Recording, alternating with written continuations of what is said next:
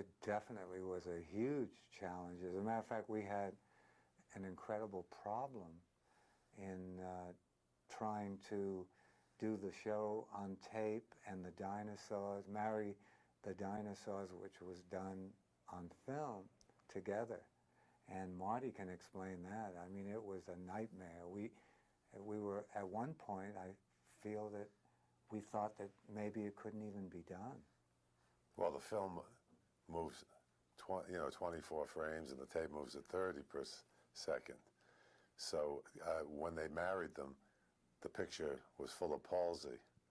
So we had all of the geniuses who got together from Disney and different studios that went to a place called Compact Video, and I came in one night, I remember, about 2 in the morning, and they had the projector on the ground in about 12,000 pieces, trying to figure out how to do this. I said, okay, this show's not getting on the air. So it was, that part of it was technically, I think all the great engineers in town, they enjoyed that part, especially pulling it off. As far as, you never know when you're doing the show, what's going to happen and what the audience reaction is going to be. The slee stacks in the Land of the Lost really scared them to death, and gave them nightmares. And I wasn't sure if, when we were designing that, if that was the intention. I don't think when you do a show like that, or most shows, you start out one place and you wind up in another place. I think things evolve with, again, we always did things, with artists, more artists than scripts. So we created the look of the show with the characters first. So, we had lots of characters who probably never made it to the screen. I don't know if you realize that our main slee stack was a big star in Detroit for the Detroit Pistons, Lambeer, the center for Detroit. And so he always calls up and, he still likes that he was in the show. Well, when we designed every single one of our shows, Marty and myself wanted the parent to sit in front of the set, both parents, if it was possible, and enjoy the show as much as the child. And that's why we wrote them for right in the middle, so the parent would laugh out loud, and of course it would make the child even laugh harder if their parents were having a good time. So I wish that there were shows out there today where the parents would spend more time with their kids. I know we live in a different world. The parents have to go out and work, and both parents do, but on Saturday morning, just sit there with your kids and have a good time. I think what we strive for is that most of the one-liners still work today, because they weren't based on something that was going on at the moment. So I think that, I don't know whether we did this by accident or whether we were just lucky, but it seems to have worked. So I think all of our shows, somebody was stuck somewhere and never got back. So maybe this was part of our childhood that brought us. We also try to educate the kids in a very, very sneaky way, and I think that when they grew up, they realized the things that we were trying to say. For instance, in Puff and Stuff, Dr. Blinky's house had a terrible cough because the fireplace smoked too much, and the house was on crutches. And I don't think that they laughed at it, but they didn't pick up on what we were saying, just don't smoke, you're going to have a problem. And that was back in the 70s. And so we always injected little things like that into our shows. And actually, most people thought we were smoking while we were doing the show. No, HR does not stand for hand rolls. I've been around a long time, and when Technicolor came out, it just was amazing to the eye. And every Technicolor movie that came out, those big musicals, and just drove me crazy, and I loved color. And Nicky Nato, who was our art director in all of our shows and gave us the Krofft look, also loved Technicolor. So we got along really great. And in designing the sets, the platter just had so much color on it. Well, it really all started with our puppet shows that we did live. This is where, this Nicky Nato, who was our art director, our first one, who stayed with us a long time. But, the evolution from the puppet shows to the banana splits for Hanna-Barbera to H.R. Puffin stuff, this was, for us, it was a natural evolution of this so-called, everybody called it the Krofft look. Of course, the Krofft look was contributed by many people whose last name was not Krofft.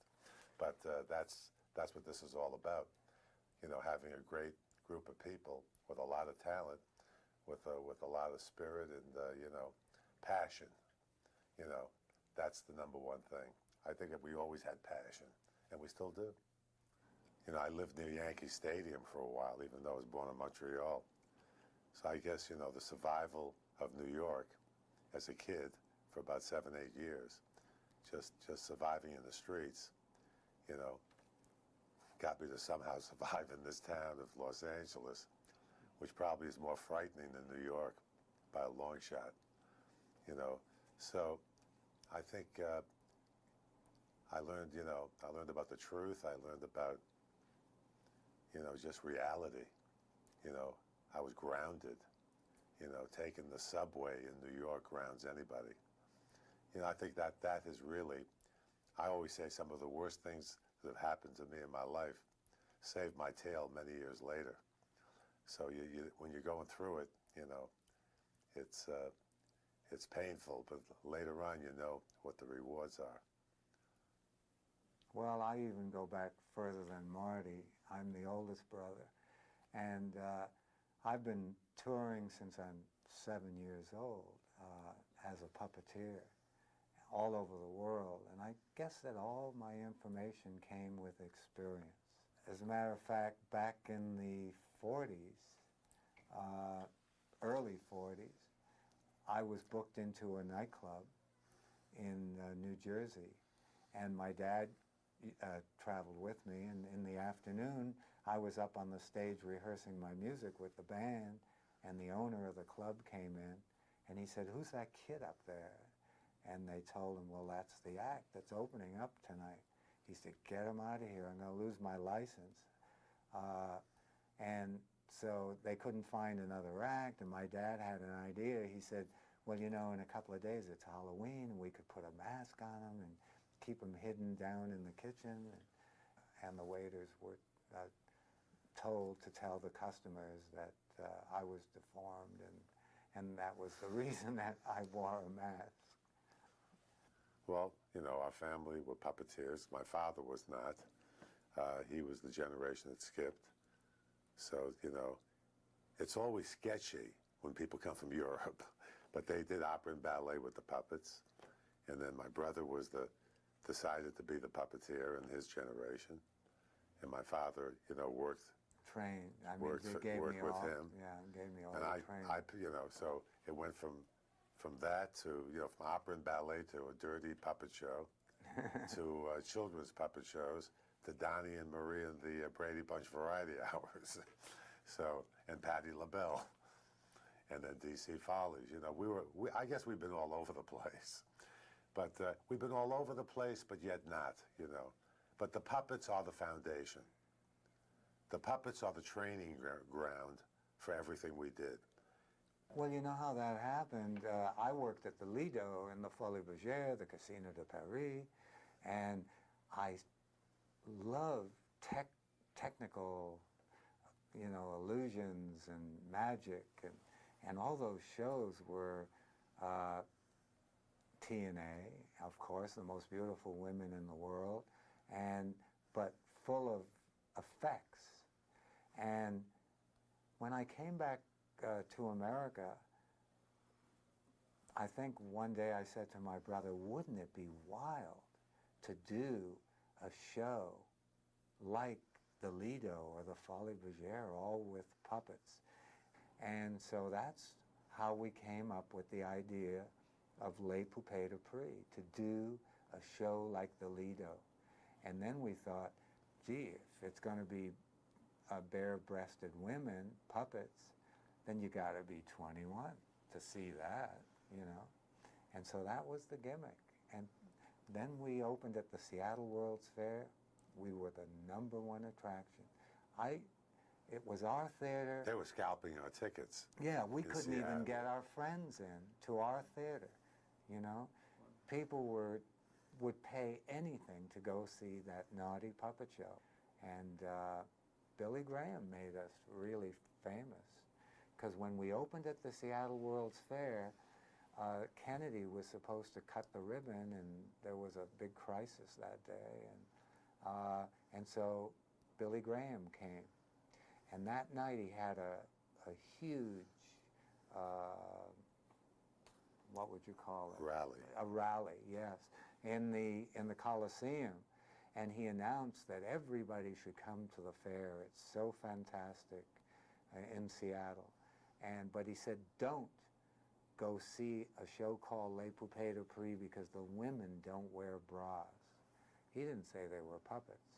He came on opening day to see our show, and the biggest gimmick in our show was when the entire audience came backstage to see those naughty women in their dressing room, naked.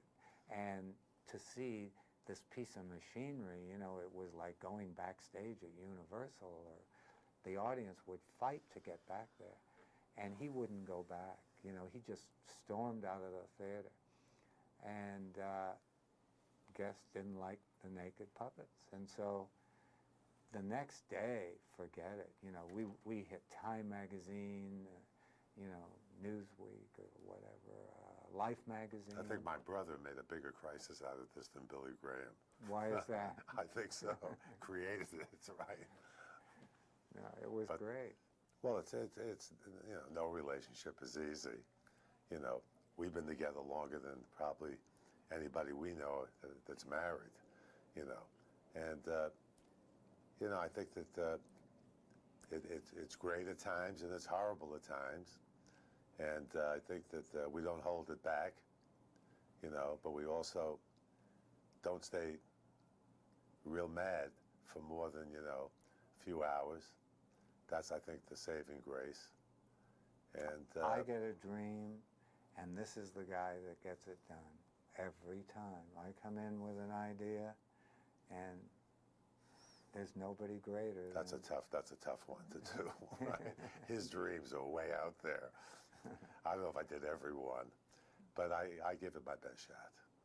You know, you talk about the puppets, you know, how you make the money out of the puppets. So let me tell you, his ideas are very expensive. We've always been chasing it. Even when he was the opening act for Judy Garland, then I joined him. And you know, his opening act, at the time he was making, let's say, $1,750 a week, which was like big. It would cost us $2,000 a week to move the act around and to do it. So, you know, this has not been, Sid and Marty Krofft, you know, we started with just some good roots. You know, now we own a bunch of puppets. And fortunately, you know, I don't know if this is good, we're independent still. That's probably horrible. But hey, you know, the first thing we got to do is be alive 5 minutes before the miracle. That's all. I never really thought that we were successful, you know? It was so hard to do these shows for the kinds of money that they gave us. And every day I'd be pounded down because we couldn't do it for $50,000 an episode. And you can come in with wild ideas, like Marty said earlier, but, you know, the money wasn't there. It was just Well, the wild there. ideas made us and hurt us because we weren't being funded by Universal or Paramount. You know, we had some live shows. We borrowed from a butcher, from the cleaner, you know, people who trusted us. So we were always, you know, robbing Peter to pay Paul. And, you know, and we probably still are. The bottom line is you know, the reality of it all. You know, my father, he had one big quote. Remember one thing, your work in fantasy, don't live in it. You know, and that's really, I think, what we have done, you know, with our lives. You know, the success of it is the bonus. You know, then we didn't know. Now, you know, we can't believe the reactions that we get from so many people. You know, people all over. say to me, God, you've done so many things, you must work hard. I said, I've never worked a day in my life. And I can't believe that we get paid for, well, sort of get paid for doing all of this. It's been a lot of fun. The other day I was up at the Peninsula Hotel. I walked into the health club to go to the John, and in the health club were two guys from Brooklyn. You know, a guy says, you're familiar, and had big accent. And then I said, Marty Krofft. The next thing they did was they sang 14 theme songs to me in the toilet. So I mean, these things are pretty heavy. I mean, these are the things that probably make it all worth it. You say, hey, I did something that meant something. You know, I know we didn't save any lives, but we made a few people happy out there.